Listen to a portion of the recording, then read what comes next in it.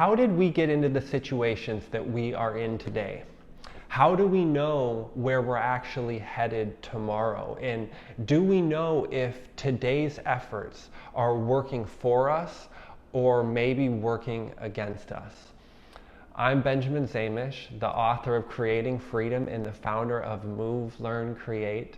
And welcome back to Thematic Serenity, where I am helping people to become more receptive to the magic that is available in their lives and in all of our lives.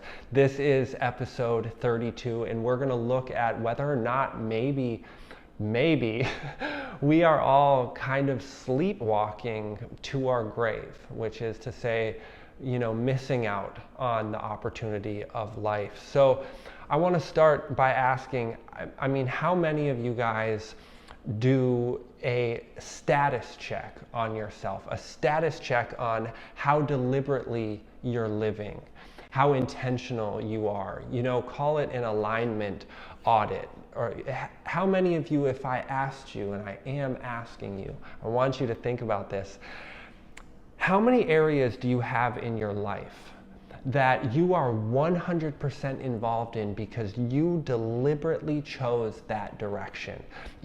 Because you chose that direction because it was in line, because it was aligned with the crystallized vision, your vision built around your values, the thing that represents what you know to be your highest nature.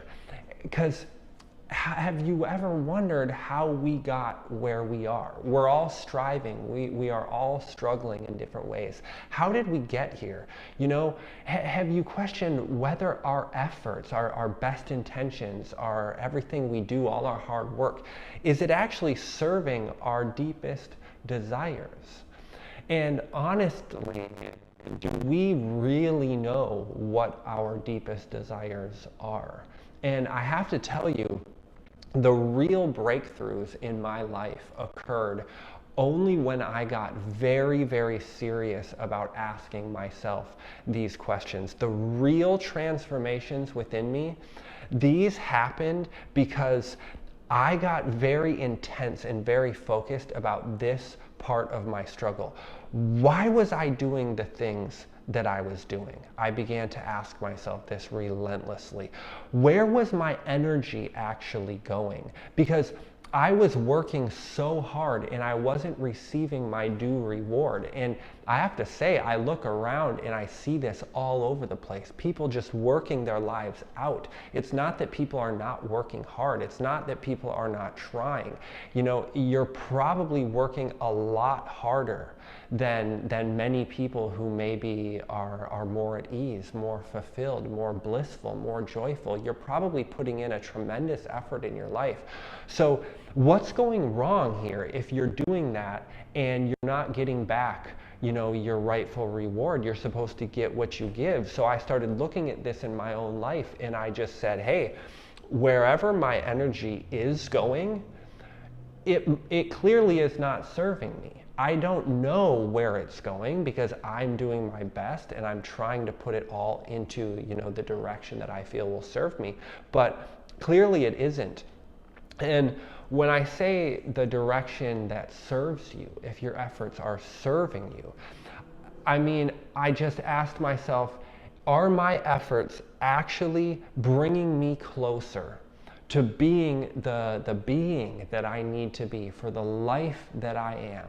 Not the personality that I am, not the role that I play, not how I am at work, but this phenomenal, miraculous thing that we call life that brought me here, that gave me, created me and sustains my existence. Whatever that magic is, whatever that of me, are my efforts serving to bring me closer to the place where I can allow that life to be fully expressed into the world? Because that, my friends, is what our desire is truly longing for. That is what we are really seeking.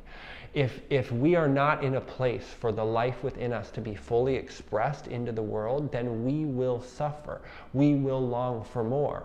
We will be in a state of desire rather than a perpetual state of fulfillment fueled by the magical power of desire. So the truth is, when you look at it this way, we just can't ever strive. It doesn't matter how hard we work, how intensely we strive. We just cannot ever strive in a meaningful way. It will never be a meaningful life, a truly fulfilling life, until we're ready to look in the mirror and be honest with ourselves about this aspect, these aspects of the human experience. We have to be willing to make this very personal, because the freedom that we're longing for, the freedom that you're longing for, that I'm longing for, this is about you and only you. This is an individual process, and you have to be willing to you don't have to be hard on yourself, but you have to be honest with yourself. And that freedom, that total liberation that our desire is truly longing for, not the endless symbols of freedom, that you can find anywhere, or the ideas of enlightenment that the mind so loves to entertain, but the total freedom that already exists within us and is driving us all crazy trying to express itself into the world. That freedom is worth any struggle. It's worth any amount of striving. It's worth any amount of work. We don't have to do more work. We just have to point that in the right direction, and definitely it's worth it. And so then we have to look at, what is it that we're striving against? Why can't we just have the light bulb go off and just, I get it. Epiphany number 623 or whatever on the seeking journey, and now bam, I'm free. It's because we are up against the most powerful adversary in the universe. I grew up talking or hearing people talk, so many people talk about the adversary. Everyone watching out at all times for the adversary, fighting against us on our battle to personal freedom. And I sometimes wonder how many of those people have figured out by now that the adversary that we're up against is our own mind. It's our own mind that is standing in our way. That is the adversary. So the problem with the never-ending epiphanies, the 10 times a day that your mind is blown and you just get more and more woke, the reason that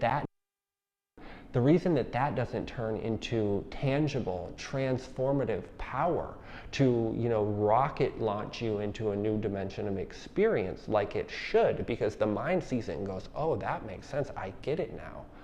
But the experience doesn't transform. And that is because these epiphanies are happening in the same mind. The same mind that we are trapped within, you could say. And the reason that we're trapped within it is because this mind has been conditioned for so long. It has been taught, sometimes literally and sometimes through impressions or environment. It has been taught in so many ways to basically be every way imaginable, to take every possible form except the one that will allow our experience to move beyond the boundaries, to move beyond the limitations, to go past and further beyond the capabilities of that very same mind that we have been, trained to live so completely within. So we all long for a connection with the source of creation. That's just another way of saying we want this life to express itself fully. We long for a direct, tangible connection with the source of creation. And many of us, I certainly was taught to call that Lord. But then the mind immediately creates an image of that Lord, tells a story of that source of creation that instantaneously disconnects us from the actual reality, the actual true source that it is, and we lose our tangible connection with it. We lose the magic. I mean, do any of us have to wonder if a child is connected to the magic? They've got the magic. But then we move deeper and deeper and deeper into the story, into the representation, the symbol of that thing that we created in our own mind, and we move further and further away from the actual direct experience of the thing that we're longing for and the thing that we're trying so hard to connect with. But the problem is, to go back to use the rhetoric that I grew up with, what we're actually doing in our misguided worship. And I do not mean to offend anybody when I talk like this. I cannot help it. This is how it is articulated for me, by me. This is how I explain it to myself. And I have to be authentic in that way.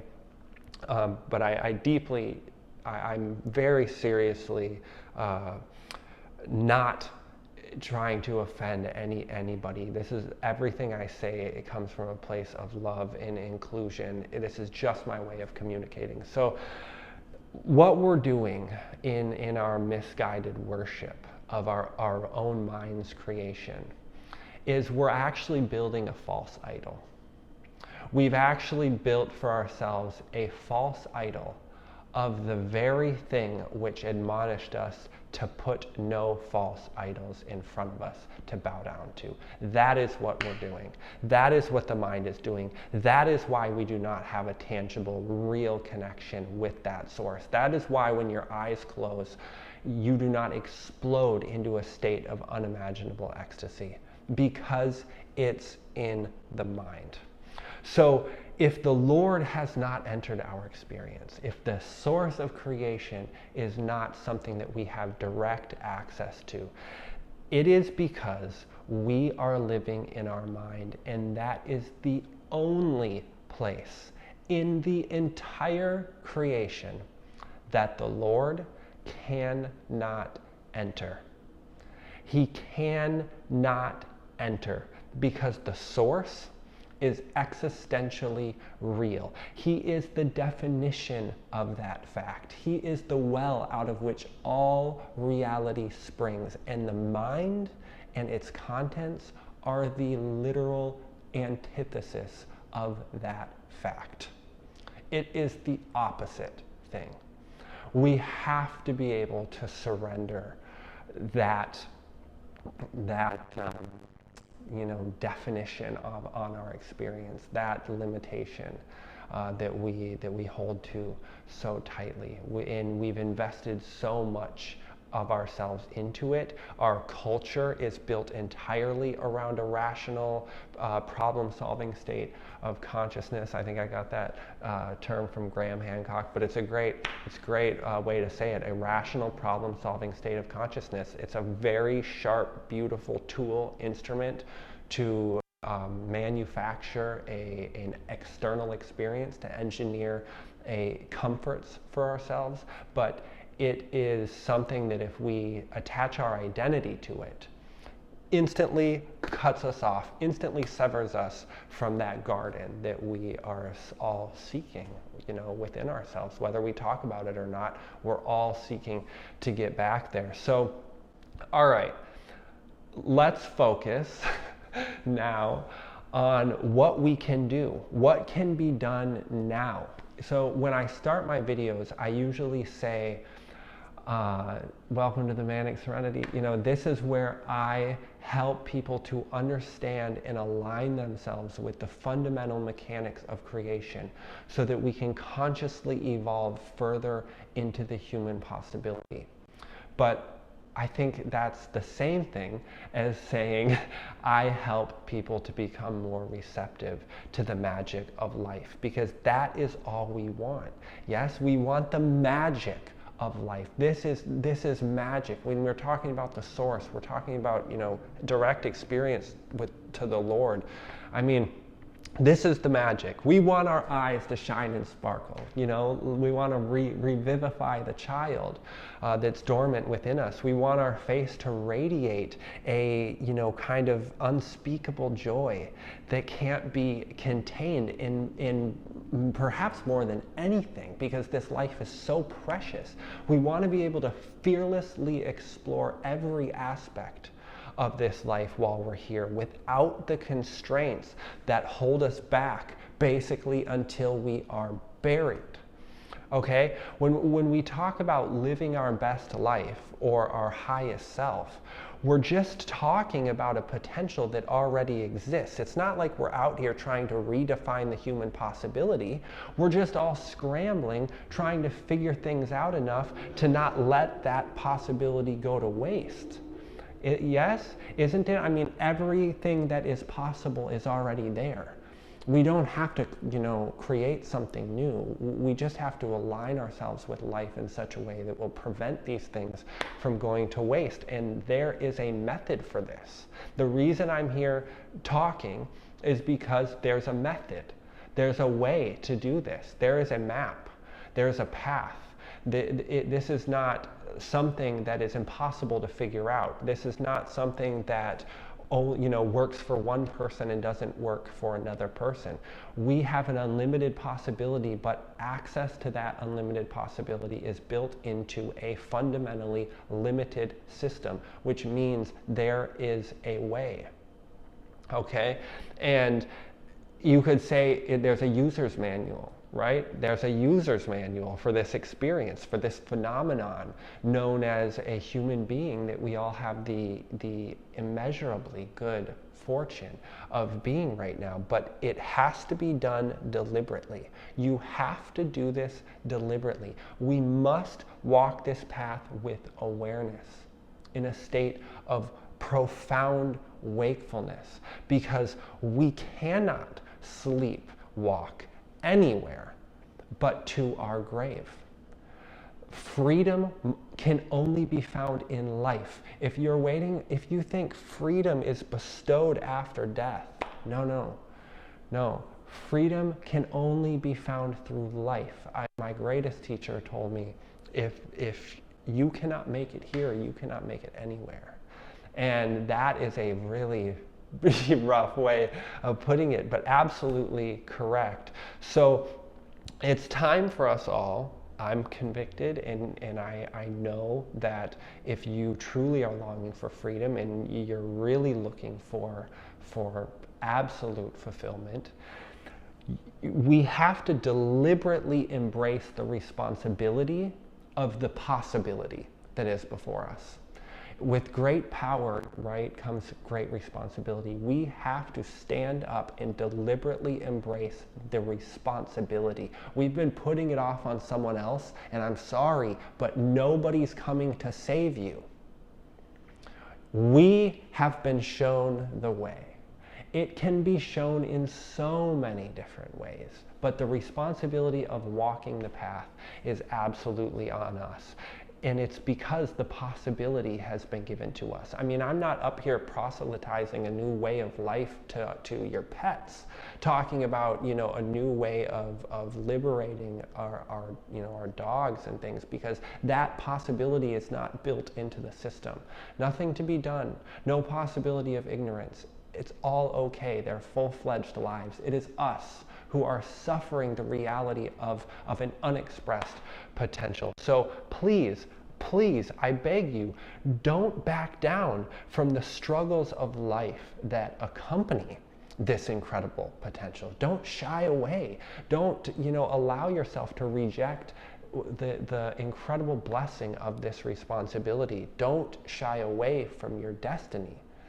Don't sacrifice your birthright on the altar of so many comforts, because we all know, deep down, that those comforts are killing you. We are dying from comfort, from too much comfort. I mean, Wim Hof comes along and realizes that if he just puts himself in cold enough water for long enough, 7 times the circumference of the earth, of interiority of his cardiovascular system gets reopened, and he changed his science just simply because he exposed himself to conditions that other people weren't willing to expose themselves to. So this is an example of what's happening. We're trying to solve a problem, an internal problem, with external comforts, and it doesn't work that way.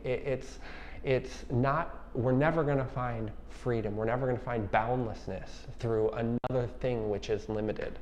Okay, I got on a rant there. But anyway, I just want us all to embrace this audacity, this ultimate audacity of true freedom, true liberation, to just look and see that to be truly awake is an act of intent. It's an act of intent. It must be done deliberately. It must be done tactically. It must be, laid out for yourself. You must have the vision. You must be able to see it. And then you must have the courage to become it so that others can see it. That's the hardest part, by the way. And then awaken deliberately, because that is the only way that it can happen. So please move into your life starting now. Do what you have to do. Take the tools that are there for you. Pick up the methods, the teachers who are giving their lives to show us the way. Please open yourself up for that and move into your life with intention, or definitely we will sleepwalk into our graves. So thank you all very much for being here with me. Please subscribe if you haven't already. Please share this with anybody who you think may be impacted in a positive way, maybe needs to hear this. And then most importantly, in the description for the video, I have listed links to my methods, my tools, the practical applications, very accessible and immediately applicable tools and methods which I used very deliberately to bring about a indescribable transformation of my experience that has me up here proclaiming such things. So thank you very much, and I will see you next week.